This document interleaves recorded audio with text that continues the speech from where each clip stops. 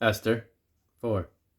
When Mordecai perceived all that was done, Mordecai rent his clothes, and put on sackcloth with ashes, and went out into the midst of the city, and cried with a loud and bitter cry, and came even before the king's gate. For none might enter into the king's gate clothed with sackcloth. And in every province, whithersoever the king's commandment and his decree came, there was great mourning among the Jews, and fasting, and weeping, and wailing, and many lay in sackcloth and ashes. So Esther's maids and her chamberlains came and told it her. Then was the queen exceedingly grieved, and she sent raiment to clothe Mordecai, and to take away his sackcloth from him, but he received it not.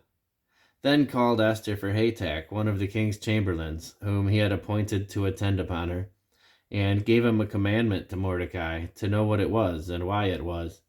So Hatak went forth to Mordecai unto the street of the city, which was before the king's gate. And Mordecai told him of all that had happened unto him, and of the sum of the money that Haman had promised to pay the king's treasuries for the Jews, to destroy them.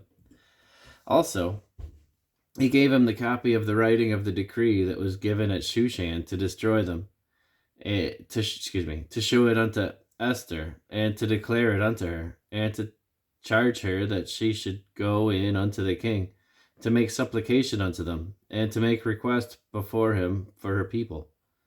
And Hatak came and told Esther the words of Mordecai. Again Esther spake unto Hatak, and gave him commandment unto Mordecai. All the king's servants and the people of the king's provinces do know that whosoever, whether man or woman, shall come unto the king into the inner court, who is not called, there is one law of his to put him to death, except such to whom the king shall hold out the golden scepter, that he may live. But I have not been called to come in unto the king these 30 days. And they told Mordecai Esther's words. Then Mordecai commanded to answer Esther, Think not with thyself that thou shalt escape in the king's house more than all the Jews. For if thou altogether holdest thy peace at this time, then shall their enlargement and deliverance arise to the Jews from another place. But thou and thy father's house shall be destroyed. And who knoweth whether thou art come to the kingdom for such a time as this? Then Esther bade them return Mordecai this answer. Go, gather together all the Jews that are present in Shushan, and fast ye for me, and neither eat nor drink 3 days, night or day. And I also and my maidens will fast likewise.